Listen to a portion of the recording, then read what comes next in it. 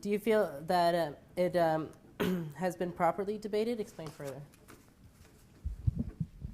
Yeah, so Tucker has always been bringing up this idea of lack of oversight. And it's very frustrating for me because we have so many hands that oversee it that we literally can't go wrong when we're budgeting and when we're allocating student dollars. So for instance, myself, an elected individual, the VPSS, as well as the VPFA, and in office we have our annual general manager that has a degree in business, and she oversees all of the budgets for our businesses and everything, as well as our event programmer and our student event program or coordinator.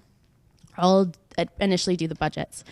These budgets, and it's built into the MOU, have to be approved by board. So again, student elected officials. And there's also a 3-year clause built into the MOU. So it has to be reassessed after 3 years by BUSAC, our student counselors, which are again elected. Be it resolved that BUSAC bans the use of video recording devices during council meetings. Carries 7517. Motion carries 7517. This motion is passed. You ask all video recording devices to be turned off. I'm not going to. You will, or you'll be asked to leave. You're going to have to actually proceed with it. All right. I'm going to have a 5-minute recess. As an authority,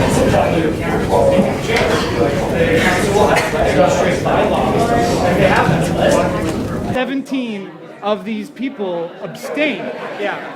So what's on the line today is a presentation from FedUp. A $2.80 per credit fee is being proposed by student petition, as well as the entertainment fee, which is $120 per first year fee, being presented by the executives. So we're allowed to stay here.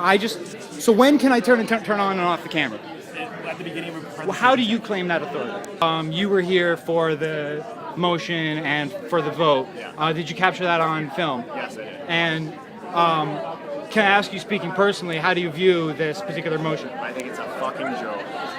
I refused to turn my camera off, and as a result, security was called. We've been standing here for about 15 minutes waiting for security. So apparently, moments from now, a security guard either is in the hall or will come out and talk to me. Hi, how's it going? So you were, someone explained to you the situation here today? The motion was no video recording except in cases of presentations. Okay, so that's what the, so you've been asked to turn your video camera Yes. recording device off? Yes, I have. And you've refused? Correct. Okay, that goes against what the motion that was passed, and it is effective immediately. So is there, do they have the authority to actually make that motion? If the motion passed, the motion passed. It's done deal. It's just like a law in government. Once it gets passed, it becomes law. But we are in Canada, which has a Charter of Rights and Freedoms. So are they... They're a group They're on within campus. their rights to pass motions. If motions are brought up, right, anybody can bring a motion up. If it receives the required amount to pass, which is normally 50% plus 1, Okay. then if that gets met, then the motion passes. So what? And it is then effective. So what options are you now faced with in terms of approaching me? You can be in there, have no problem with you being in there. Yes. Providing your cell phone is not recording. So as long as I'm complying with the bylaws, I'm still welcome to stay. Right, you just gotta turn your phone off. Okay. So at this point, I'm not being asked to leave or anything like that You are if you continue to use your phone. inside the council chamber. Quoting Dr. Linda Rose Krasner, we also note that this budget deficit is being given much attention in the lead up to contract negotiations with BUFA. Bill Salaka, president of Wilfrid Laurier University Faculty Association, has recently provided evidence that Ontario University administrations show a consistent pattern of inflating deficits in the year prior to the expiration of faculty contracts. So the question I'm asking is, does BUSU share that skepticism? I can say very confidently on behalf of the BUSU, we don't share the skepticism that we think our administration's artificially inflating deficit, being involved in one of the deficits. How did BUSU respond to Mr. Yen being declined from the Brock Radio collective or board? We believe that Mr. Yen is the best fit to go on the board of directors, given his experience, his passion for music, his passion for students, his passion for radio.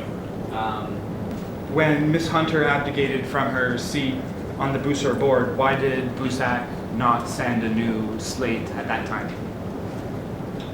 I would say that would be the responsibility of the board of BUSAR to request from the government or from the Speaker of the Legislature to get a replacement slate. That is not my job. The reason for these questions, of course, is to set Brock Radio in a direction where Brock Radio can be responsive to some of the concerns.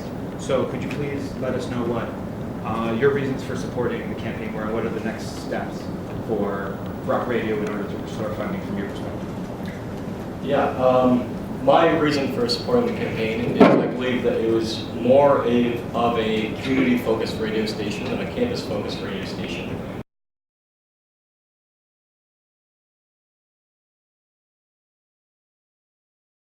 Second, and today I'm expecting to pick up a letter from BUSU that explains the justification for the in-camera motion that banned me from student council. Thank you. There we go. This letter is formal notice by the Brock University Student Administrative Council regarding the council's decision to ban you from any further council proceedings for the remainder of your 2013-14 term. The following letter is a notice to inform you on how the council came to this decision.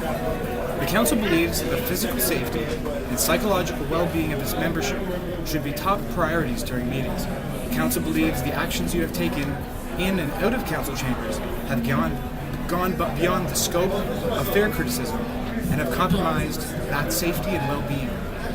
Council believes some of your actions and behaviors related to council meetings have been unacceptable. We have an expectation of students and community members to uphold the principles of decorum and the spirit of code of conduct of both BUSU and Brock University during meetings. Yours sincerely, Josh Stone, on behalf of Brock University Student Administrative Council. Because we have so many hands that oversee it, that we literally can't go wrong when we're budgeting and when we're allocating student dollars. So Roland also mentioned in his earlier that we also have a committee that oversees ancillary fees. We have committees that do bylaw work. We have a committee that will now be overseeing ancillary fees year after year after year. So I think it's really beneficial if we have a mentorship And program. I think it's a fair question. I actually think it's an incredibly important one. Accountability and democracy is, frankly, it's one of the most important pillars of our entire institution, of our entire electoral system. And do I question the accountability of this referendum? Yes, I do. And I have to look at it like this. This is a $600,000 budget, and as it's presented on the website right now, there's $100,000 of it missing, they just not accounted for, and $105,000 in patronage appointments. So you have an organization that is asking for money for financial gain, whether it be for patronage, whether it be in missing money, and it's a legitimate question. You have an elected official of that organization standing here campaigning on behalf of the yes side, and you have that same organization overseeing both the media and the election itself. You call it accountability, I call it a conflict of interest.